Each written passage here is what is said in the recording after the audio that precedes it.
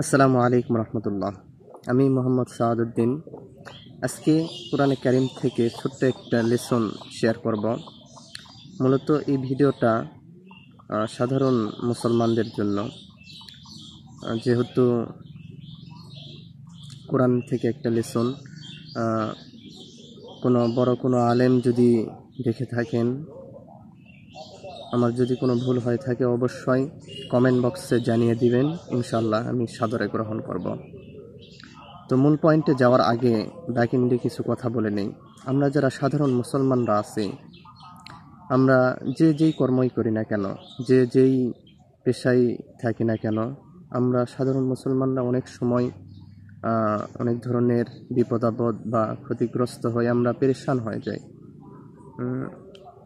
আর আল্লাহ তাআলা কোরআনে কারিমে বলছেন যে লা তাকনাতু মির রাহমাতিল্লাহ, কোনো সময় আল্লাহ তাআলার রহমত থেকে নিরাশ হওয়া যাবে না।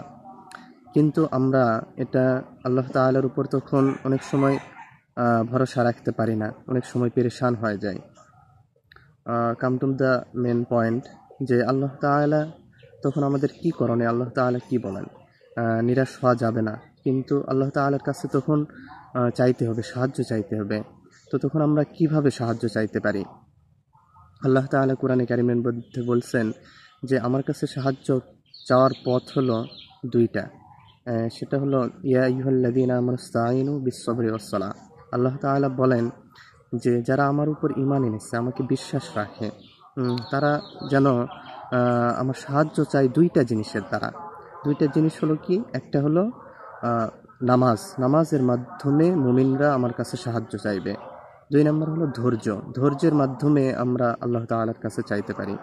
তো দেখেন, ধৈর্য ধারণ করা, ধৈর্য আমরা কতক্ষণ ধরবো? আমরা অনেক সময় ধৈর্য ধারণ করি, একদিন 2 দিন, অনেক সময় ধৈর্য ধারণ করি কিছু সময়ের জন্য, 2-1 দিনের জন্য বা কিছু সময়ের জন্য। এরপরে আমরা আবার হতাশ হয়ে যাই যে আল্লাহ তাআলা আমাদের কথা শুনতেছেন না, আমার দোয়া কবুল করতেছেন না। দেখেন, এখানে একটা বিষয় হলো আল্লাহ তাআলা কখন কবুল করবেন? যখন আমার জন্য কল্যাণকর হবে, তখনই আল্লাহ তাআলা আমার সাহায্য পাঠাইবেন। আমরা জানি যে হযরত ইব্রাহিম আলাইহিস সালাম তার সন্তান হওয়ার জন্য দোয়া করছিলেন।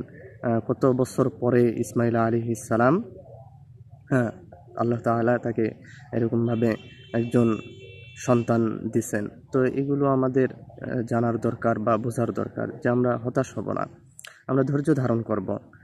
ধৈর্য কতক্ষণ ধারণ করব?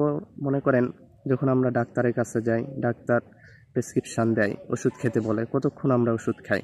যতক্ষণ না পর্যন্ত অসুখ সারে গেছে বা এরকমভাবে সুস্থতা হয়েছে, ততক্ষণ পর্যন্ত আমরা ওষুধ খেতে থাকি, আমরা ধৈর্য হারায় ফেলি না।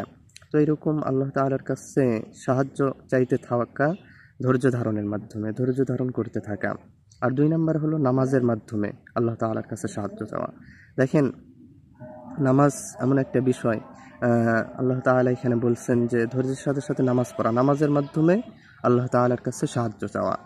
আমরা সাহাবীদের জীবনী বা সাহাবীদের ঘটনা দেখলে পাই যে সাহাবীরা সামান্য থেকে সামান্য, ছোট থেকে ছোট বা বড় যে কোনো ধরনের পেরেশানি বা কোনো বিপদে পড়ছে, তারা নামাজে দাঁড়ায় গেছে।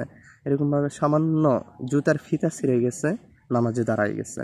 এরকমভাবে গাধা মারা গেছে, তারা নামাজে দাঁড়ায় গেছে, দাঁড়ায় নামাজ পড়ে আল্লাহ তাআলার কাছে চাইছে, আল্লাহ তাআলা তাদের এরকমভাবে গাধা জিন্দা করে দিচ্ছে, সুবহানাল্লাহ।